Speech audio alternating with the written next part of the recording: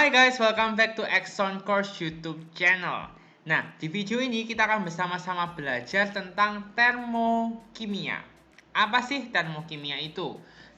Termokimia itu adalah cabang dari ilmu kimia yang mempelajari tentang perubahan energi atau kalor dalam reaksi kimia.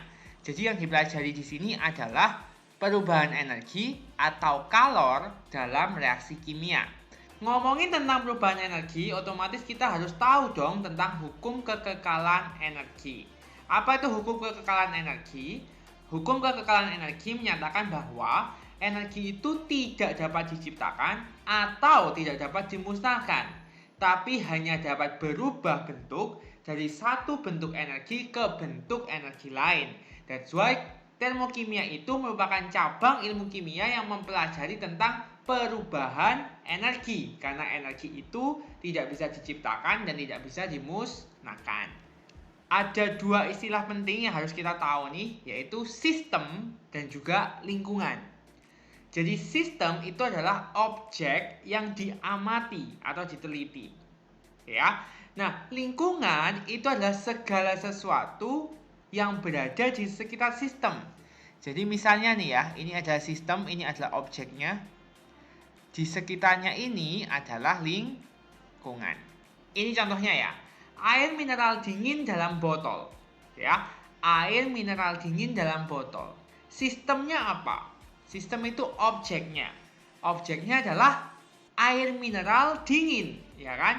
So, sistemnya di sini adalah air mineral dingin. Lingkungannya apa? Lingkungannya adalah botol. Jadi objeknya ini adalah airnya, gini kan misalnya di dalam botol. Ini adalah lingkungannya. Sampai di sini cukup paham ya tentang sistem dan juga lingkungan. Nah, setelah kita paham tentang apa itu termokimia, apa itu sistem, apa itu lingkungan, nah sekarang kita langsung aja ke basic materialnya, yaitu kita akan bahas tentang namanya entalpi dan juga perubahan entalpi. Apa itu entalpi? Jadi entalpi itu basically adalah energi kalor yang dilepaskan atau diserap oleh sistem pada tekanan yang tetap. Jadi seperti contoh yang tadi ya, ini ada air dalam botol. Nah, energi kalor yang air ini lepaskan atau air ini terima pada tekanan yang tetap disebut dengan entalpi. Nah, permasalahannya adalah besarnya entalpi itu susah diukur. Oleh karena itu, yang bisa diteliti adalah perubahan entalpi atau simbolnya adalah delta H. Jadi delta H itu adalah perubahan entalpi. Nah, satuannya untuk delta H ini adalah kilojoule. Karena ini relate dengan energi. Ada juga istilah namanya entalpi molar. Entalpi molar adalah entalpi per mol. Jadi entalpi molar adalah entalpi per mol. Oleh karena itu satuannya adalah kilojoule per mol. Oke, di sebelah kanan ini yang berwarna kuning adalah rumus dari perubahan entalpi atau delta H.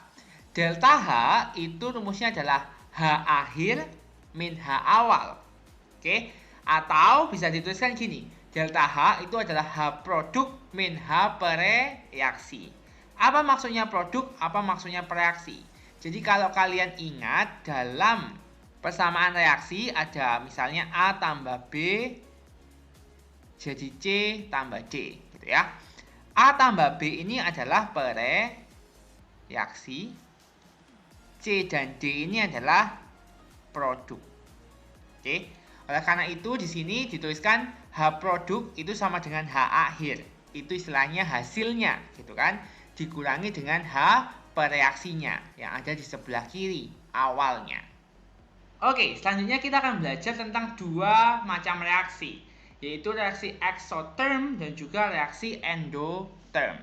Jadi pada reaksi exotherm, kalor itu mengalir dari sistem ke lingkungan. Oke, so dari sistemnya ke lingkungan. Sedangkan yang endotherm kebalikannya, dari lingkungan menuju ke sistem. Untuk perubahan entalpinya, untuk reaksi eksotherm, delta H-nya itu negatif atau kurang dari 0. Sedangkan untuk endotherm, delta H-nya itu positif atau lebih dari 0. Kita masih ingat kan, delta H tadi rumusnya adalah H produk min H bereaksi. Ketika itu negatif pada eksotherm, artinya apa? Berarti yang sebelah kanan ini lebih tinggi, ya kan? H bereaksi akan lebih besar daripada H produk. Sedangkan ketika itu positif, artinya yang sebelah kiri lebih besar. H produk lebih besar daripada H bereaksi. Kita bisa lihat di diagram tingkat ini ya, untuk yang eksotherm. R itu adalah reaktan atau pereaksi. P adalah produk. Di sini kita bisa lihat ya, H dari pereaksinya, oke, ini lebih besar, ya kan? Lebih di atasnya dari H produknya. Oleh karena itu, di eksotherm delta H-nya negatif. Hal ini berbeda dengan endotherm, kebalikannya. H produknya itu di atasnya H pereaksinya atau H reaktannya. Sehingga di sini delta H-nya bakalan positif. Cukup jelas kan? Nah, cara menghafalkannya kalian hafalkan salah satu aja biar tidak terbolak-balik. Biasanya sih saya ngafalinya yang eksotherm. Eksotherm delta H negatif. Berarti kalau endotherm kebalikannya. Nah, apa sih contoh-contoh reaksi eksotherm dan juga reaksi endotherm? Reaksi eksotherm itu adalah reaksi yang melepaskan kalor, ya kan, dari sistem ke lingkungan, melepaskan kalor. Contohnya adalah pembakaran, pembentukan, netralisasi, pengembunan, pembekuan, dan juga respirasi. Kalau endotherm menyerap kalor. Contohnya pencairan, penguapan, penguraian, fotosintesis. Kalau kalian masih ingat, ada 3 wujud zat, ya kan? Ada gas, ada cair, ada padat. Semakin dia berubah ke arah atas, perubahan tersebut akan membutuhkan kalor. Oke, yang membutuhkan kalor tadi yang mana? Yang endotherm, ya kan, dari lingkungan ke sistem.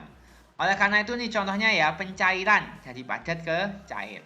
Penguapan dari cair ke gas. Cukup jelas ya? Sebaliknya jika atas menuju ke bawah, maka perubahan wujud itu melepaskan atau membebaskan kalor. Contohnya apa? Pengembunan, ya kan, dari gas ke cair. Pembekuan dari cair ke padat. Itu adalah contoh dari reaksi eksotherm. Jadi mudahnya eksotherm ini melepas kalor. Kalau endotherm membutuhkan atau menerima kalor. Nah, sekarang kita akan coba sama-sama ya, kelompokkan reaksi-reaksi berikut ke dalam reaksi endotherm atau eksotherm. Masih ingat tadi delta H kalau negatif adalah eksotherm, ya. Berarti kalau positif kebalikannya endotherm. Oke. Di sini yang A delta H-nya adalah positif, artinya yang A adalah endotherm. Yang B negatif, artinya eksotherm. Yang C juga negatif, eksotherm. Sedangkan yang D positif, endotherm. Sudah paham kan tentang reaksi eksotherm dan juga endotherm?